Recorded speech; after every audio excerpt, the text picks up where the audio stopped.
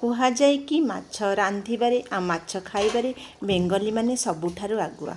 କ'ଣ ଏଇଟା ସତ କଥା? ହଁ, ହେଇଥାଇପାରେ। ତ ଚାଲନ୍ତୁ ଆମେ ଆଜି ଏମିତି ରାନ୍ଧିବା, ଏମିତି ମାନେ କରିବା ଯେମିତି ସମସ୍ତେ ଆଙ୍ଗୁଠି ଚାଟି ଖାଇବେ ଆଉ ସମସ୍ତେ ଆପଣଙ୍କର ହିଁ ପ୍ରଶଂସା କରିବେ ଆଉ ସମସ୍ତେ ପଚାରିବେ କ'ଣ ମସଲା ପକାଇଛ, କେମିତି ରାନ୍ଧିଛ ଟିକେ କୁହ। ତ ଚାଲନ୍ତୁ ସେଇଭଳି କରିବା ଯେମିତି କି ମାନେ ରୁଟି ସାଙ୍ଗରେ ଭାତ ସାଙ୍ଗରେ ସବୁଠି ଆମେ ଖାଇପାରିବା। ତ ଯେଉଁ ପ୍ରକାର ମାଛ ମିଳୁଛି ମାର୍କେଟରେ, ଯେଉଁଭଳି ମାଛ ମିଳୁଛି, ଯଦି ଫ୍ରେଶ୍ ମାଛ ମିଳେ ଭଲ, ନହେଲେ ତ ବନ୍ଧ ମାଛ ବି ଚଳ, ନହେଲେ ବରଫ ଦିଆ ମାଛ ତାକୁ ଆଣିକି ଭଲ ଭାବରେ ହଳଦୀ ପାଣିରେ ଟିକେ ଧୋଇଦେବେ। ଧୋଇକି ସଫା କରିନେବେ। ତାପରେ ଆମେ ତାକୁ ସେଥିରେ ଟିକେ ଲେମ୍ବୁ ରସ ଚିପୁଡ଼ିଦେବା। ଲେମ୍ବୁ ଚିପୁଡ଼ିବା ଯେଉଁଟାକି ଆମର ମାଛ ଭାଜିଲା ବେଳେ ଗନ୍ଧଟା ମାନେ ମାଛର ଯେଉଁ ଆମିଷ ଗନ୍ଧଟା ସବୁଆଡ଼େ ସ୍ପ୍ରେଡ୍ ହେବନି। ତା ସାଙ୍ଗରେ ଲଙ୍କା ଗୁଣ୍ଡ ଟିକେ ଦେବେ, ଲୁଣ, ହଳଦୀ। ଆଉ ମୁଁ ଗୋଟେ ଚାଉଳ ଗୁଣ୍ଡ 1 ଚାମଚ ନେଇଛି। ତ ଚାଉଳ ଗୁଣ୍ଡ କରୁଛନ୍ତି 1 ଚାମଚ ନେଇକି ଭଲ ଭାବରେ ଗୋଳିଦେବା। ଦେଖନ୍ତୁ ଏଇଭଳିଆ ଗୋଳିଦେବା ଯେମିତି ମସଲା ସବୁଆଡ଼େ ଲାଗିବ। ଖାଲି ଲୁଣ ହଳଦୀରେ ଭାଜିଲେ ବି ଚଳିବ। ତ ଭାଜି ଦେଇକି ଆମେ 5 ମିନିଟ୍ ତାକୁ ରେଷ୍ଟ ଦେଇଦେବା, 5-10 ମିନିଟ୍ ରେଷ୍ଟ ଦେଇଦେବା। ତାପରେ ଆମେ ପ୍ୟାନ୍ ଗରମ କରିବା। ପ୍ୟାନ୍ ଗରମ କରିକି ଆମେ ସୋରିଷ ତେଲ ଦେବା। ସୋରିଷ ତେଲରେ ମାଛ ତରକାରୀଟା ବହୁତ ଟେଷ୍ଟ ଲାଗିଥାଏ। ମାଛ ଭଜା ହେଉ କି ମାଛ ତରକାରୀ ହେଉ, ତେଲ ପୁରା ଗରମ ହୋଇଯିବ, କୁହୁଳିବା ଆରମ୍ଭ ହେବ, ସେତେବେଳେ ବି ଆମେ ମାଛକୁ ଛାଡ଼ିବା। ଆଉ ଗ୍ୟାସ୍ର ଫ୍ଲେମ୍କୁ ଲୋ କରିଦେବା। ଲୋ ଫ୍ଲେମ୍ରେ ଆମେ ମାଛ ଭାଜିବା, ନହେଲେ ମାଛ ମାନେ ବାହାରଟା ଲାଲ ହେଇଯିବ, ଭିତରଟା କଞ୍ଚା କଞ୍ଚା ହିଁ ରହିବ। ତ ଧୀରେ ଧୀରେ ଆମେ ଦେବା। ଧୀରେ ଧୀରେ ଆମେ ମିନିମମ୍ 15-20 ମିନିଟ୍ ମାଛ ଭାଜିବା। ମାଛ ଗୋଟେ ପଟ ଆମର ହେଇଗଲାଣି। ଏବେ ଆମେ ପଲଟେଇ ଦେବା, ମାଛକୁ ଧୀରେ ଧୀରେ ପଲଟେଇ ଦେବା। ତ ଆମେ ଚାଉଳ ଗୁଣ୍ଡଟା ଦେଇଛନ୍ତି, ଲେମ୍ବୁ ଦେଇଛନ୍ତି, ମାଛ ଏତେ ସହଜରେ ଭାଙ୍ଗିବନି। ତ ସେଇଟା ଆମର ଟିପ୍ସ ଗୋଟେ। ଲେମ୍ବୁ ଟିକେ ଦେଇଦେବେ ଆଉ ଚାଉଳ ଗୁଣ୍ଡ ଟିକେ ଦେଇଦେଲେ ମାଛ ଯେମିତି ବି ଆପଣ ଭାଜନ୍ତୁ ମାଛ ଭାଙ୍ଗିବନି। ଆମେ ଏଠି ମାଛକୁ ବେଶୀ ସମୟ କଡ଼ା କି ମାନେ କ୍ରିସ୍ପି କରିକି ଭାଜିବାନି, କାହିଁକିନା ଆମେ ପୁଣି ଥରେ ତାକୁ ରୋଷେଇ କରିବାର ଅଛି। ତେଣୁ ଆମେ ମାଛ ଯେମିତି ଖାଲି ଦୁଇ ପଟ ସିଝିଯିବ, ଭିତର ବାହାର ସିଝିବ, ସେଇଭଳିଆ ଆମେ ଭାଜି ନେବା। ତ ମାଛ ଭଜା ଆମର ହେଇଗଲାଣି। ଏବେ ଆମେ ଗ୍ୟାସ୍ ବନ୍ଦ କରିବା। ଚାଲନ୍ତୁ ଆମେ ଆମର ମସଲା ଏବେ ରେଡ଼ି କରିବା। ଗ୍ୟାସ୍ ବନ୍ଦ କରିଦେବା, ମସଲା ରେଡ଼ି କରିବା। ତ ମସଲା ପାଇଁ ମୁଁ ଗୋଟେ ଗ୍ରାଇଣ୍ଡର ଛୋଟ ଜାର୍ଟା ନେଇଯାଇଛି। ସେଥିରେ ସୋରିଷ, ଯେଉଁଟାକି ଆମର ମାର୍କେଟ ଯେଉଁ ରାଇ ହେଉ ସୋରିଷ ହେଉ ଯେଉଁଟା ହେଲେ ବି ନେଲେ ଚଳିବ। ତ ତା ସହ ଆମେ ନେଇଯିବା 1 ଚାମଚ ଧନିଆ, 1/2 ଚାମଚ ଜିରା। ଏଠି ଦେଖନ୍ତୁ ମୁଁ ରାଶି ମାନେ ଛଡ଼ା ରାଶି, ଆପଣ ମାର୍କେଟରେ ଧଳା ରାଶି ନେବେ, ରାଶି 1 ଚାମଚ ନେବା। ତ ତାକୁ ଫାଷ୍ଟକି ଆମେ ଟିକେ ପିସି ନେବା। ଏବେ ଏମିତି ଦରଦରା ପିସି ନେବା। ତାପରେ ଏଇଠି ଦେଖନ୍ତୁ, ଏଇଟା ହେଲା ଆମର ସିକ୍ରେଟ୍ ମସଲା। ଆପଣ ଏମିତି କେବେ ରାନ୍ଧି ନଥିବେ। ନଡ଼ିଆ ଆଉ ବାଦାମ, ମୁଁ ମାନେ 10-15ଟି ବାଦାମ ନେଇଛି, ନଡ଼ିଆ 2-3 ଖଣ୍ଡ, ଆଉ ରସୁଣ 10-15 କୋଲା ରସୁଣ, ଆଉ କଞ୍ଚା ଲଙ୍କା ଆପଣ ଏଠି ଗୋଲମରିଚ କିଛି ବି ନେଇପାରିବେ। ନେଇକି ଗୋଟେ ଆମେ ଚିକଣ କରିକି ଗୋଟେ ମସଲା ବାଟି ନେବା। ହେଲା, ମସଲା ଆମର ରେଡ଼ି ହେଇଗଲା। ତ ଚାଲନ୍ତୁ ଆମେ କଡ଼େଇ ବସେଇକି ତରକାରୀ ଆମର କରିବା। ତ କଡ଼େଇରେ ମୁଁ 3-4 ଚାମଚ ସୋରିଷ ତେଲ ନେଇଯାଉଛି। ଯଦି ସୋରିଷ ତେଲ ମାତ୍ରା ଆପଣଙ୍କୁ ଅଧିକା ଲାଗୁଛି ତ ଆପଣ ଏଠାରେ ଅଲଗା ତେଲ ବି ରିଫାଇନ୍ ତେଲ ମିଶାଇ ପାରିବେ। ତ 1/2 ଚାମଚ ପଞ୍ଚଫୁଟଣ, ଶୁଖିଲା ଲଙ୍କା, ଟିକେ 1 ପିଞ୍ଚ ହିଙ୍ଗୁ ଦେବେ।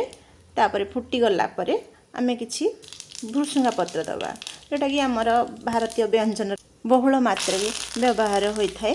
ତ ଆମର ଭୃଷୁଙ୍ଗା ପତ୍ର ପଡ଼ିଗଲା। ଏବେ ଟିକେ ହିଙ୍ଗୁ ଦେଇଦେବା।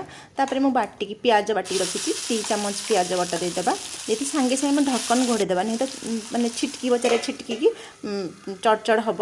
ତ ଏବେ ଘୋଡ଼େଇ ଦେଲେ, ତ ଘୋଡ଼େଇ ସାରିଲା ପରେ ଏବେ ଦେଖନ୍ତୁ ଟିକେ କମିଗଲା। ଏବେ ଆମେ ଗ୍ୟାସ୍ର ଫ୍ଲେମ୍କୁ ପୁରା ସିମ୍ କରିଦେଇଥିବା। ତ ତାକୁ ଚଲେଇ ନେବା।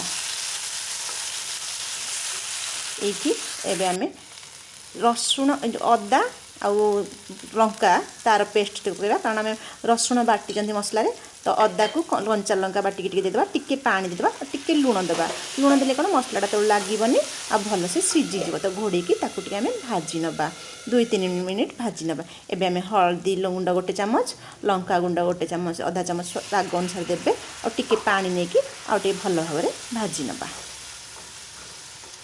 ତ ମସଲା ଆମର ଭାଜି ହେଉଥାଉ। ଚାଲନ୍ତୁ ଆମେ ଟିକେ ଟମାଟର ପିଉରି କରିନେବା। ତ ମୁଁ ଏଠି ଟମାଟର ବଡ଼ ଟମାଟର 1 ନେଇଯାଇଛି, 1 କି 2ଟା, ଛୋଟ ଟମାଟର 2ଟା, ବଡ଼ ଟମାଟର ମୁଁ ଏଠି 1 ନେଇଛି। ତ ସେଠି ଆପଣ ଚାହିଁଲେ କାଜୁ କିମ୍ବା ଚାରମଗଜ, ଏଠି ଏଇଟା ଅପସନ୍ ଅଛି, ଆପଣ ଚାହିଁଲେ ପକାଇ ପାରିବେ, ନହେଲେ ବି ସ୍କିପ୍ କରିବେ। କାରଣ ଏଇଟା ଦେଲେ କ'ଣ ତରକାରୀର ଟେକ୍ସଚରଟା ଭଲ ହେଇଥାଏ, ଝୋଳଟା ବହଳିଆ ହେଇକି ଭଲ ଲାଗିଥାଏ। ତ ଏମିତି ତାକୁ ବାଟି ନେବେ। ଦେଖନ୍ତୁ ଏବେ ଆମର ଅଦା, ରସୁଣ, ପିଆଜ ତାର ବାସ୍ନା ଛାଡ଼ି ସାରିଲାଣି।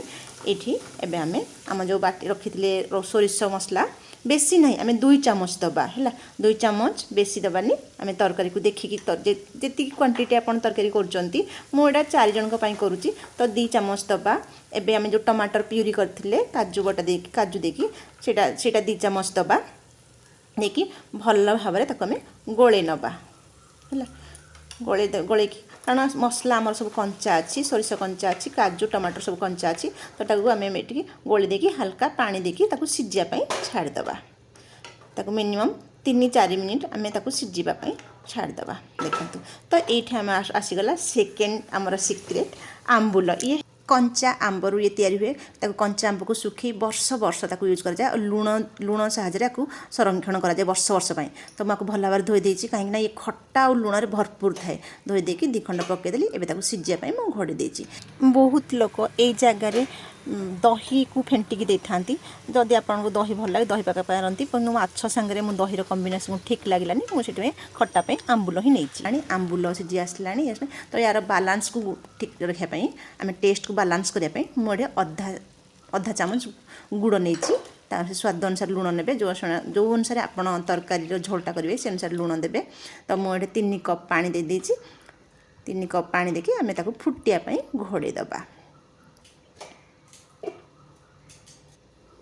देखो ये फुटुला अवस्था आम ए आंबुल को ये बाहर करदे कहीं आंबुल जब पड़ रहा पूरा खट्टा है जदि आप खट्टा पसंद करती गोटे गोटे रही चलो कि ना भी चकटिकी खाईपारे है माछ आम देदेबा माछ देकी ताकू माछ माने सीम रे आम आउ 5-7 मिनिट फुटियापाई छाड़ीदबा फुटले जमती माने मसला झोलटा माछ भितर को पशिब सीम रे आम करवा सीम रे करवा 5 मिनिट खंडे फुटीगला देखूँ ये फुटुले आमर माछ झोल आमर रेडी गला एबे आम ये